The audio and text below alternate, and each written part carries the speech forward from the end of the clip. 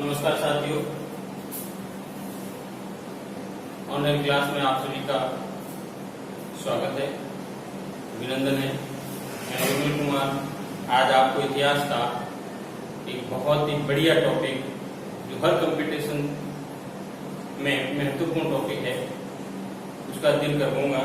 इसका नाम है मेवाड़ का महाराणा प्रताप। महाराणा प्रताप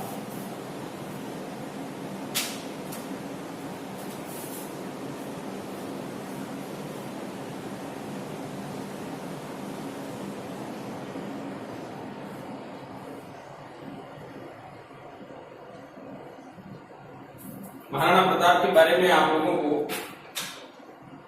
बताते हैं। उससे पहले महाराणा प्रताप मेवाड़ के राणा थे। इनके पिता चित्तौड़ के महाराणा थे उदय सिंह। जब अकबर ने, ये चित्तौड़ है, देखिए इस प्रकार से मेवाड़ है, इस मेवाड़ के अंतर्गत यहाँ पर यह भाग चित्तौड़ कहलाता है। और इस किले पर, चित्तौड़ का जो किला है, इस किले पर उदय सिंह का शासन था। ये पूरा मेवाड़ है। इस किले पर अकबर ने 1567-68 में युद्ध किया था। 67-68 में युद्ध किया और इस चित्तौड़ दुर्ग के आसपास का जितना भी क्षेत्र था उस पर अधिकार कर लिया था। उस समय उदय सिंह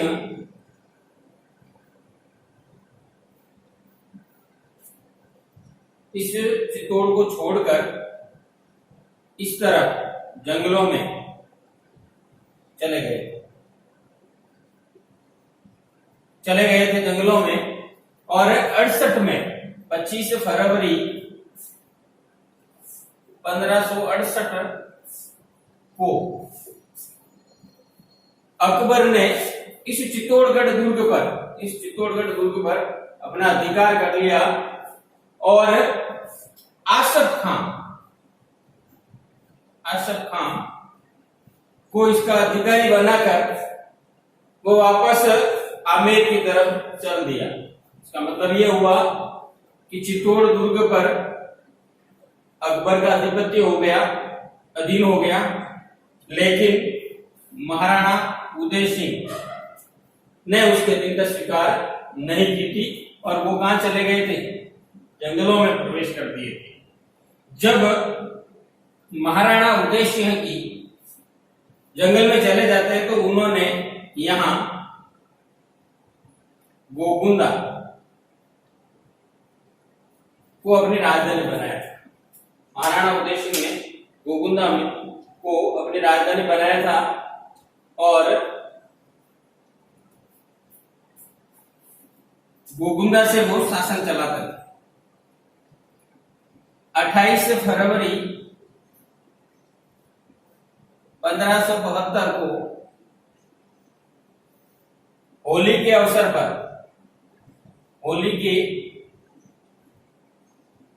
पर उदय सिंह की मृत्यु हो जाती है। होली के अवसर पर उदय सिंह की मृत्यु हो जाती है और मृत्यु होने के बाद मेवाड़ की जो सत्ता है वो सत्ता महाराणा प्रताप के हाथ में किस प्रकार आती है उसके बारे में अपन जानकारी प्राप्त करेंगे। तो देखिए महाराणा प्रताप, तो आज का अपना टॉपिक जो है वो महाराणा प्रताप है। और महाराणा प्रताप का पहले सामान्य परिचय पढ़ते हैं। महाराणा प्रताप का जन्म कहां, कब और कैसे? तो देखिए महाराणा प्रताप का शासनकाल प्रारंभ होने से पहले उनका जन्म के बारे में पता करते हैं। तो महाराणा प्रताप का जन्म कब हुआ?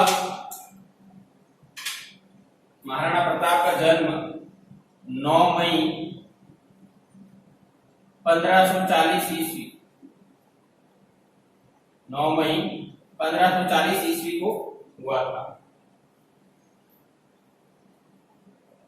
भारतीय हिंदू पंचांग की दृष्टि से इनका जन्म ज्येष्ठ मास की शुक्ल पक्ष की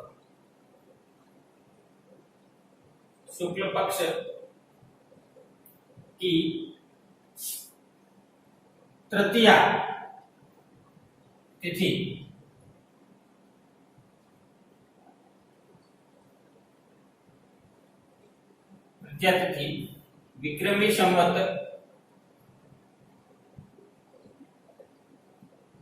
1597 को हुआ। ज्येष्ठ मास की शुक्ल पक्ष की तृतीया तिथि विक्रमी संवत 1597 को हुआ। 9 मई 1540 ईस्वी को महाराणा प्रताप का जन्म हुआ। वो महाराणा प्रताप जो जीवन भर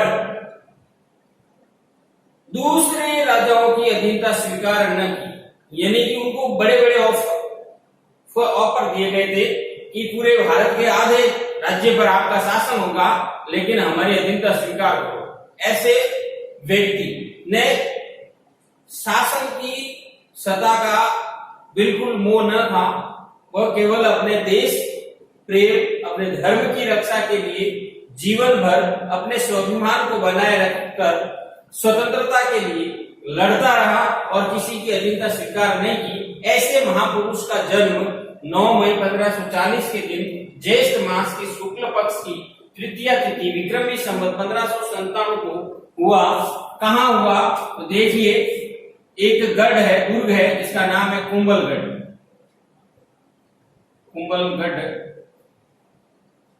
दुर्ग। कुंभलगढ़ दुर्ग महाराणा कुंभा ने बनाया था। महाराणा कुंभा ने कुंभलगढ़ दुर्ग बनाया था और इस कुंभलगढ़ दुर्ग के अंतर्गत, ये कुंभलगढ़ दुर्ग है, इसके अंतर्गत एक और दुर्ग था जिसको हम कटारगढ़ कहते हैं। क्या कहते हैं? कटारगढ़। अब जब कब पता चलता है कि दुर्ग के अंदर दुर्ग, तो वह कहलाता है लघु दुर्ग कहलाता है। क्या कहलाता है? लघु दुर्ग। तो ये कटारगढ़ जो था वो कुंभलगढ़ का क्या था? लघु दुर्ग था। और इस कटारगढ़ में एक महल था, जिस महल का नाम है बादल महल। क्या नाम था? बादल महल। और इस बादल महल के अंतर्गत जहां उनका जन्म हुआ, उस स्थान का नाम है जूनी कचेरी। क्या नाम है? जूनी कचेरी। तो महाराणा प्रताप का जन्म कुंभलगढ़ दुर्ग के अंतर्गत, कटारगढ़ जो लघु दुर्ग है उसके बादल महल के स्थान जो है जूनी कचेरी में हुआ था।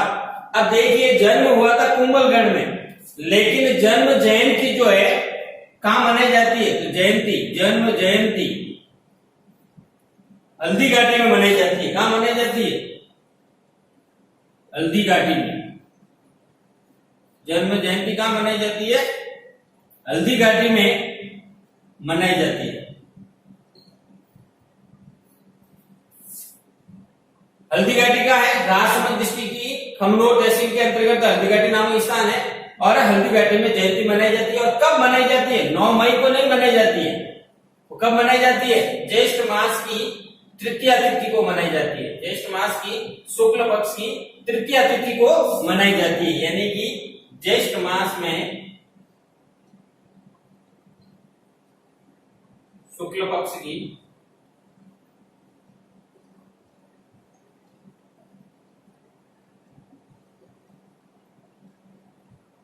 थर्ड तिथि को। तो ज्येष्ठ मास की शुक्ल पक्ष की तिथि को हल्दी घाटी में क्या मनाई जाती है? महाराणा प्रताप की जन्म जयंती मनाई जाती है, न कि 9 मई को।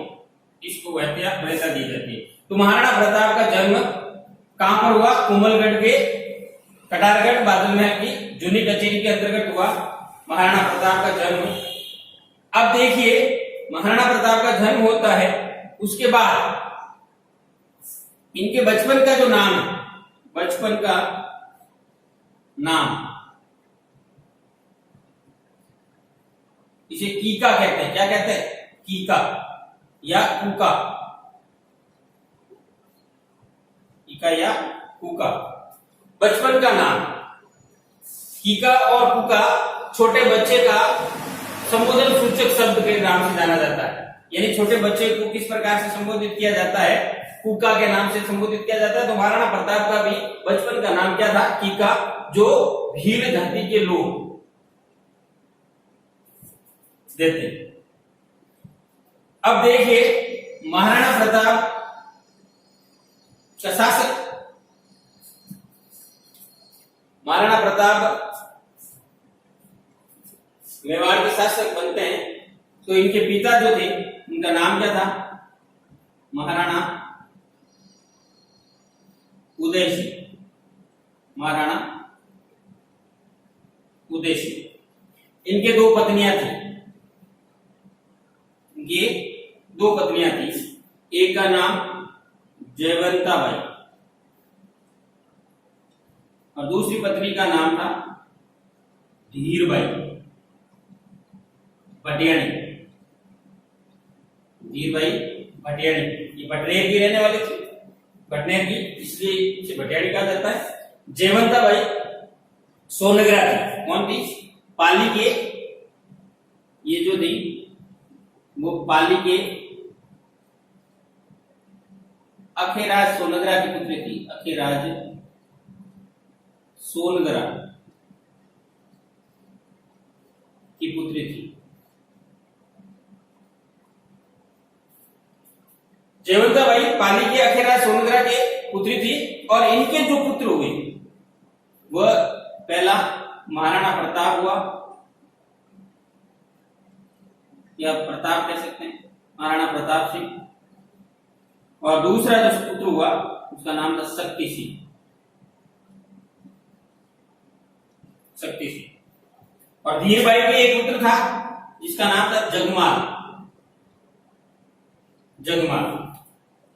तो महाराणा उदय सिंह जो है वो धीरबाई को अधिक स्नेह करते थे। महाराणा उदय सिंह धीरबाई को अधिक स्नेह करते थे और इसी प्रेम के कारण जब जगमाल को अपना उत्तराधिकारी भी उन्होंने घोषित कर दिया था। यानी कि धीरबाई के प्रेम के कारण महाराणा प्रताप के पिता उदय सिंह ने जगमाल को अपना उत्तराधिकारी घोषित कर दिया था।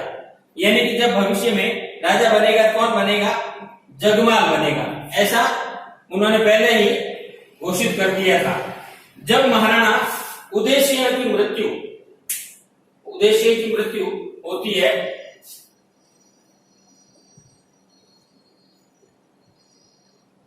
उदय सिंह की मृत्यु होती है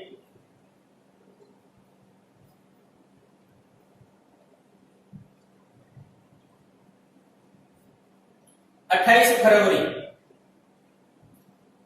फरवरी 1572 महाराणा उदय सिंह की क्या होती है, मृत्यु।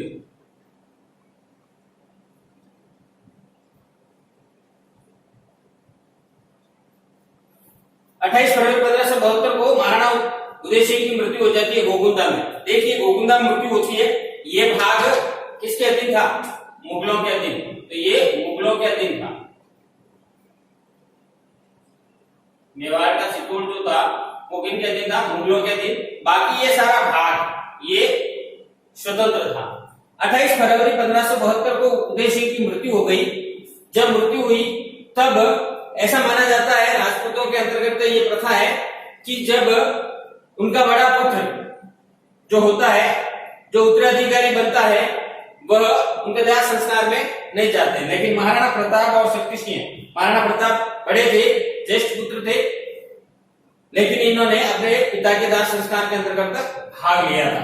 जब दाह संस्कार होता है, उदय सिंह का दाह संस्कार होता है, तो धीरबाई भटियाणी अपने पुत्र जगमाल को साथ लेकर अपने कुछ राजाओं को या ठाकुरों को अपने साथ मिलाकर 28 फरवरी 1572 को गोगुंदा के अंतर्गत जगमाल का राज्याभिषेक करवा देते हैं। जगमाल का राज्याभिषेक करा देते हैं। लेकिन अनेक राजपूत राजा महाराणा प्रताप को चाहते हैं कि मेवाड़ का जो उत्तराधिकारी बने वो कौन बने, महाराणा प्रताप। किस प्रकार से महाराणा प्रताप जब दाह संस्कार से वापस आते हैं तो पता चलता है कि महाराणा प्रताप की जगह जगमाल का धीरबाई ने क्या कर दिया है, मेवाड़ का राजकुमार जो था उसको राजा घोषित कर दिया गया है और उसका राज्याभिषेक करवा दिया। ऐसे में महाराणा प्रताप के नाना कौन है, अखेराज सोनगरा ने अपने अंगूठे को चाकू से काट कर या तलवार से काट कर महाराणा प्रताप का राज तिलक करते हैं। महाराणा प्रताप का क्या करते हैं, राज तिलक करते हैं। अखेराज सोनगरा द्वारा महाराणा प्रताप का राज तिलक करते हैं।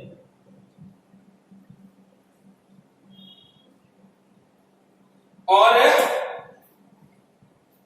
महाराणा प्रताप के एक सेनापति थे जिसका नाम है कृष्ण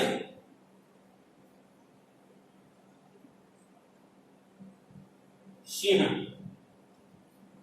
सेनापति थे कृष्ण सिंह, जो उनको क्या बंधवाते हैं, महाराणा प्रताप को तलवार बंधवाते हैं। कृष्ण सिंह द्वारा महाराणा प्रताप को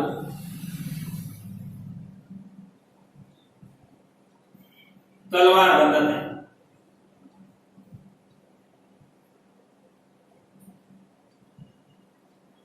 और महाराणा प्रताप के ससुर कह सकते हैं जिनका नाम है रामरख पंवार, वह मेवाड़ की पगड़ी जिसे जगमाल को पहना रखी थी, जगमाल के सिर से उठाकर महाराणा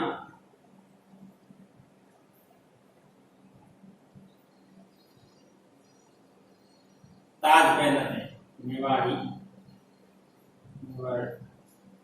ताज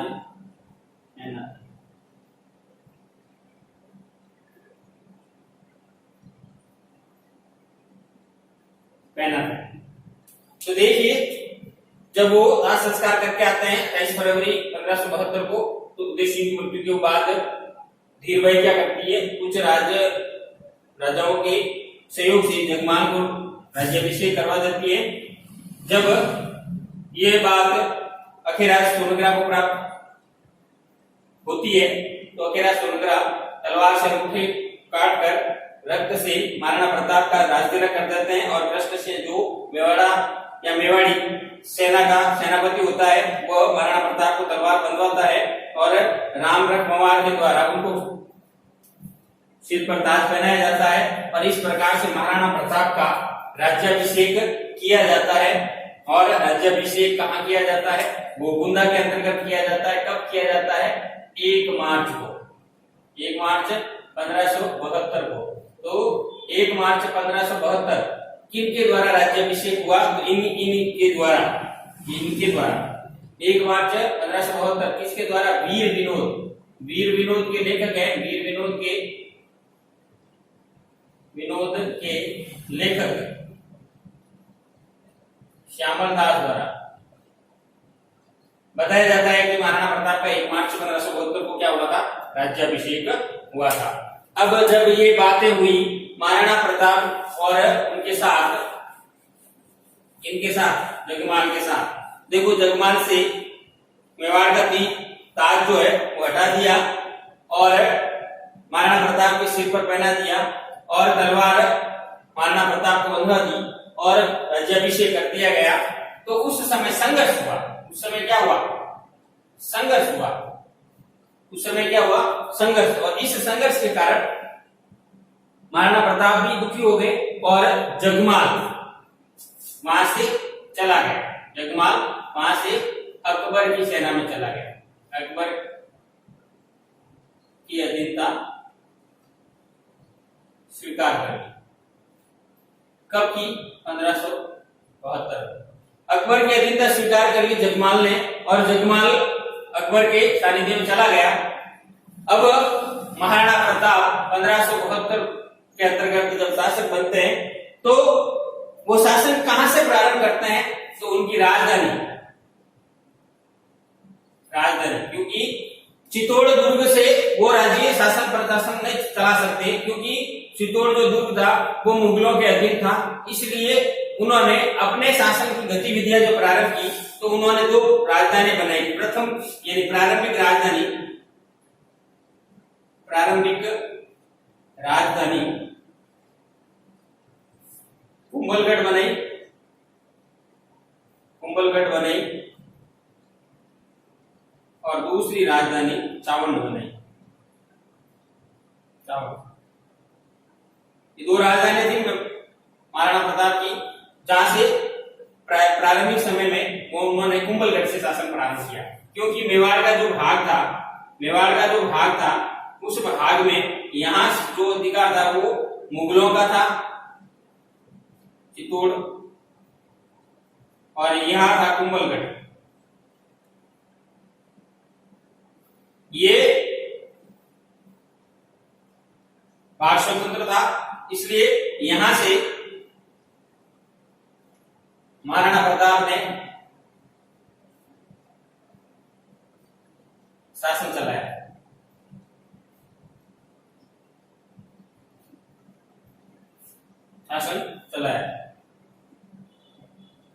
यानी कि कुंभलगढ़ से उन्होंने क्या किया? शासन चलाया। अब देखिए, जब महाराणा प्रताप राजा बने 1572 में, उससे संबंधित कुछ बातें और कंपटीशन के अंतर्गत प्रश्न जो पूछे जाते हैं उनके अनुसार हम कुछ 3 फैक्ट जीवन से संबंधित अपन मानते हैं। देखिए, 3 जीवन से संबंधित 3 बातें कौन कौन सी मुख्य है? जन्म, राज्याभिषेक और मृत्यु। देखिए, तीनों तारीखें हम लिख लेते हैं। जन्म कब हुआ? 9 मई 1540। राज्याभिषेक 1 मार्च 1572। मृत्यु 19 जनवरी 1557। देखो, राजपुताना का शेर कहा जाता महाराणा प्रताप, और इनकी मृत्यु जो है सन 1557 को हुई, और 1597 मीटर राजस्थान की दूसरी ऊंची चोटी जो शेर नाम से जानी जाती है उसकी ऊंचाई है 1597। राजस्थान की दूसरी सर्वाधिक ऊंची चोटी शेर, जिसकी लंबाई ऊंचाई है। तो मृत्यु कब होती है महाराणा प्रताप की? 19 जनवरी 1557। इन तीनों से प्रश्न किस प्रकार से पूछे जाते हैं? तो ये प्रश्न पूछा जाता है कि महाराणा प्रताप राजा कब बनते हैं? तो 32 वर्ष की आयु में, 32 वर्ष की आयु में शासक बनते हैं। 32 वर्ष की आयु में क्या बनते हैं? शासक बनते हैं। और जन्म कहां होता है वो आपको पता ही है, कुंभलगढ़ में। कहां होता है? कुंभलगढ़ में। और कुंभलगढ़ में भी कौन सा? बादल महल। कटारगढ़ के अंतर्गत बादल महल और बादल महल के अंतर्गत भी चुनी। 32 वर्ष की आयु में वो क्या बनते हैं? शासक बनते हैं। तो महाराणा प्रताप का पहला प्रश्न किस प्रकार से होता है कि कितने वर्ष की आयु में वो शासक बने। अब वो देखिए कितने वर्ष तक शासन करते हैं। तो 72 में शासक बनते हैं और 97 में उनकी मृत्यु हो जाती है। तो कितने वर्ष शासक रहते हैं? 25 वर्ष। कितने वर्ष? 25 वर्ष तक शासन करते हैं।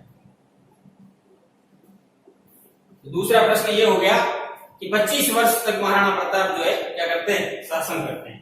फिर कितने समय तक वो जीवित रहे? तो 57 वर्ष तक।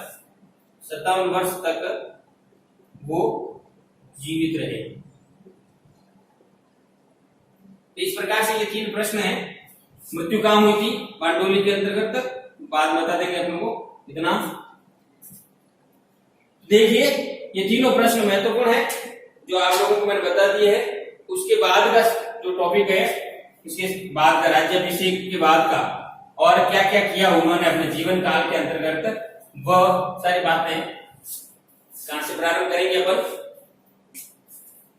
1572 से, जब वो राजा बने, यानी कि राज्याभिषेक हुआ।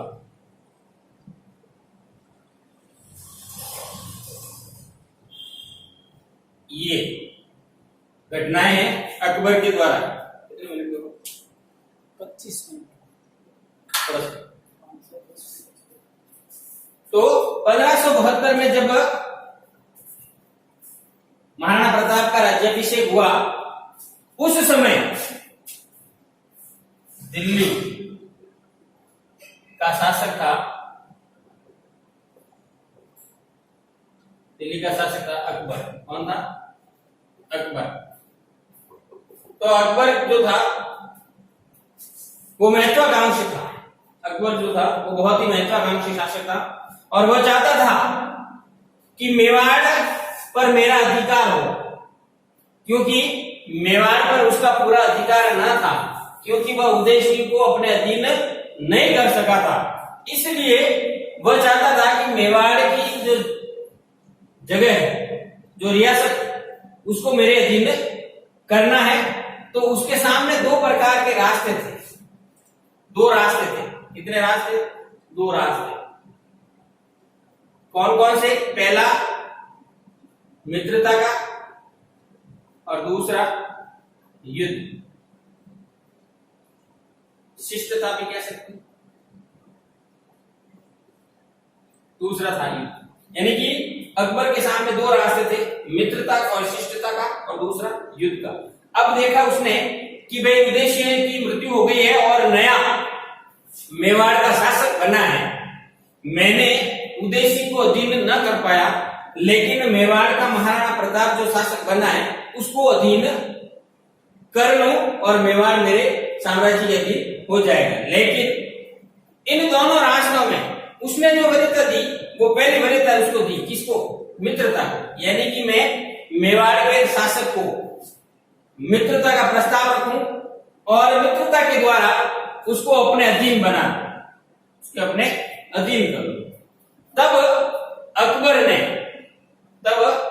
अकबर ने उसको समझाने के लिए, किसको? महाराणा प्रताप को समझाने के लिए शिष्टमंडल भेजा।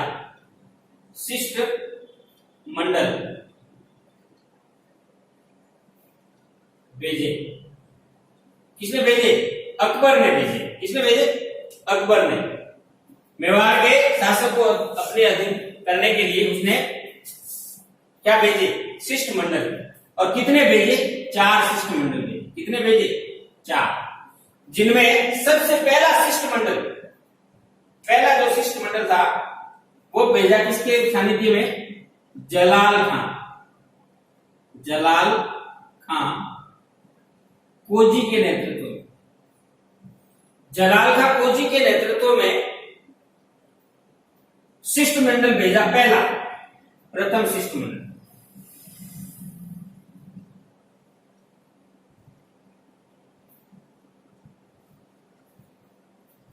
कब भेजा? जब महाराणा प्रताप क्या बने? शासक। तो शासक कब बने थे? 1572 नवंबर 1572। तो नवंबर 1572 में जलाल खां कोजी को महाराणा प्रताप को समझाने के लिए भेजा कि भाई आप से अकबर यही चाहता है कि आप उनकी अधीनता स्वीकार कर लो और उनके सानिध्य में अपना राजपाट चलाइए। लेकिन इस जलाल खां कोजी को महाराणा प्रताप ने कह दिया कि भाई हम हमारा शासन स्वतंत्र रूप से चलाएंगे, हम किसी के अधीन रहकर शासन नहीं चलाएंगे। तो यह पहला शिष्टमंडल कैंसिल हो गया, यानी कि बात बनी नहीं और महाराणा प्रताप ने अधीनता स्वीकार नहीं की। तब दूसरा शिष्टमंडल भेजा। दूसरा किसके सानिध्य में भेजा? मानसिंह। मानसिंह प्रथम, मानसिंह प्रथम के सानिध्य में भेजा। अब कितने, पहला एक आ गया, अब कितने और आएंगे, कितने भेजे थे 4, तो एक आ गया 1572 में, अब कितने बचे 3, तो पहले 3, तो इस यहां पर 2 की जगह 3, तो 1573। अगले साल 1573 में मानसिंह के नेतृत्व में क्या भेजा गया, द्वितीय शिष्टमंडल भेजा गया, जिसके बारे में कुछ विद्वान कहते हैं कि महाराणा प्रताप और मानसिंह की भेंट गोगुंदा में हुई थी, ऐसा अबुल फजल वगैरह कहते हैं। अबुल फजल वगैरह या आईने अकबरी के जो लेखक है अकबरनामा के, वो कहते हैं कि महाराणा प्रताप और मानसिंह के मध्य जो भेंट हुई वो भेंट गोगुंदा में हुई, लेकिन राजस्थान के इतिहास के जनक जिन्हें हम कहते हैं कर्नल जेम्स टॉड, उनका मानना है कि मानसिंह और मेवाड़ के महाराणा प्रताप के मध्य जो बातचीत हुई 1573 के अंतर्गत, वह कहां पर हुई थी, उदयसर,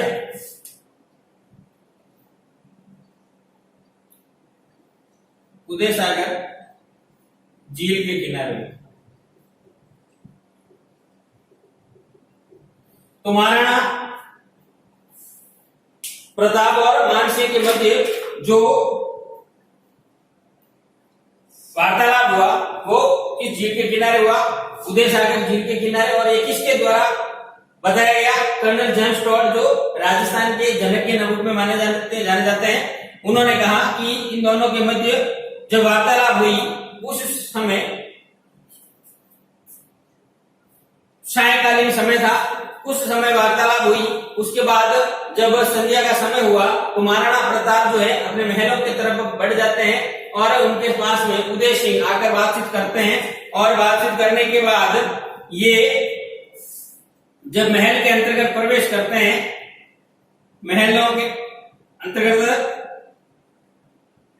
प्रवेश करते हैं भोजन के लिए, क्योंकि सायंकालीन हो जाता है तो भोजन करने के लिए महलों में प्रवेश करते हैं। जब महलों में आते हैं भोजन के लिए, तो भोजन करते समय एक राजा के साथ दूसरा राजा ही भोजन करने के लिए बैठते हैं, लेकिन मानसिंह के साथ में महाराणा प्रताप का जो पुत्र है उदय सिंह, वह बैठता है। ऐसी स्थिति में मानसिंह सोचता है कि एक राजा के साथ में ये अन्याय है, इसलिए वो कहता है कि महाराणा प्रताप को कि आप हमारे साथ भोजनावास होता है, और अमर सिंह को कुछ कहते हैं। तो अमर सिंह कहते हैं कि महाराणा जी जो है वो कई कार्य में व्यस्त हैं, और ऐसी स्थिति के अंतर्गत भोजन उनके साथ में नहीं करते हैं, तो इनके मन में मनमुटाव होता है और बात यहाँ पर नहीं बनती है, यानी कि अधीनता स्वीकार महाराणा प्रताप नहीं करते हैं। क्यों नहीं करते हैं वो उनको बता दिया जाता है, इस कारण से हम अधीनता स्वीकार नहीं करेंगे। तब मानसिंह कहता है कि युद्ध के लिए तैयार रहना। तब अमर सिंह कहते हैं कि युद्ध के लिए हम तो तैयार ही रहेंगे, अधीनता हम स्वीकार नहीं करेंगे। अगर आप युद्ध ही चाहते हैं तो हम युद्ध के द्वारा हम हमारी स्वतंत्रता ले रखेंगे। अब देखिए तीसरा, मानसिंह के वार्तालाप के बाद तीसरा जो बड़ा होता है शिष्टमंडल का, वो किसके साथ में होता है, तृतीय शिष्टमंडल।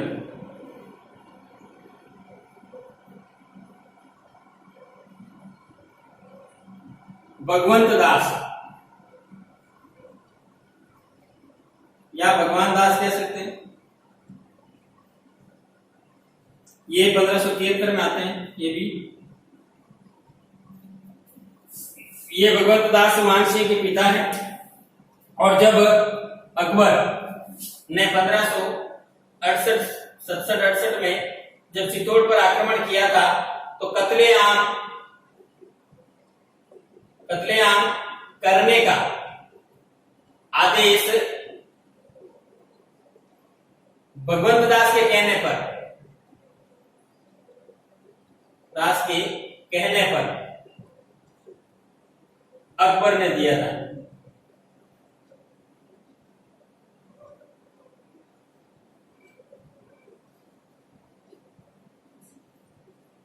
यानी कि 1567-68 में जब अकबर ने चित्तौड़ पर आक्रमण किया था, तो आक्रमण के समय में कत्लेआम करने का जो आदेश दिया था वो भगवंत दास के कहने पर दिया था। और वही भगवंत दास अब 1573 में महाराणा प्रताप को समझाने आते हैं कि आप अकबर की अधीनता स्वीकार कर लो। तब महाराणा प्रताप अकबर इस भगवंत दास को क्या कहते हैं कि जब आपने मेरे पिता के विरुद्ध कतरे आम का आदेश दिया था चित्तौड़ के अंतर्गत और अनेक सारी जनता मारी गई थी, जो जनता है जिसके ऊपर आपने जुल्म किया था, और उसी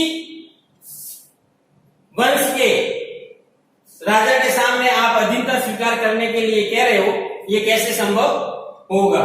तो महाराणा प्रताप ने उनको बड़े पूर्ण शब्दों में यानी कि कठोर शब्दों में कहा कि भाई आपने जब 1567-68 में कत्लेआम का आदेश दिया था, तब आपको पता नहीं था कि इस मेवाड़ रियासत के साथ में ऐसा प्रभाव न डाले, ताकि भविष्य में इस प्रकार की घटनाएं घटित न हो। तो उन्होंने वहां पर मना कर दिया और अधीनता स्वीकार नहीं की। और अंतिम चौथा जो आता है चतुर्थ शिष्टमंडल, वो टोडरमल लेकर आते हैं, जो वागपटुता के धनी थे और अकबर के 9 रत्नों में से रत्न माने जाते हैं। कृषि को सबसे महत्वपूर्ण योग देते हैं, भूमि की पैमाइश करवाने वाले व्यक्ति भी यही थे। तो इन्होंने अपनी बात चतुरता से महाराणा प्रताप को अधीन करने के लिए अनेक प्रयास किए, लेकिन सभी पर महाराणा प्रताप ने एक ही कहा कि मैं अधीनता स्वीकार नहीं कर सकता, और अगर आपका शासक अधीनता स्वीकार करना चाहता है तो कर सकता है, मैं नहीं कर सकता। ऐसे में जब ये चारों शिष्टमंडल आते हैं और चारों को ये बात नहीं बनती है और महाराणा प्रताप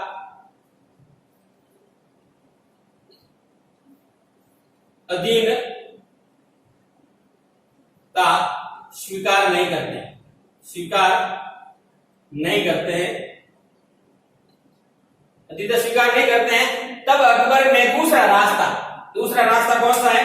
युद्ध का। दूसरा रास्ता कौन सा है? युद्ध का। पहला रास्ता में जब महाराणा प्रताप अधीनता स्वीकार नहीं करते हैं, तो अकबर ने दूसरे रास्ते का प्रस्ताव रखा, दूसरा रास्ता अपनाना है, दूसरा रास्ता अपनाया। अब दूसरा रास्ता कौन सा है? युद्ध का। कौन सा है? युद्ध का। तो युद्ध कैसे, किस प्रकार से होगा, उसका हम अगले वीडियो के अंतर्गत करेंगे।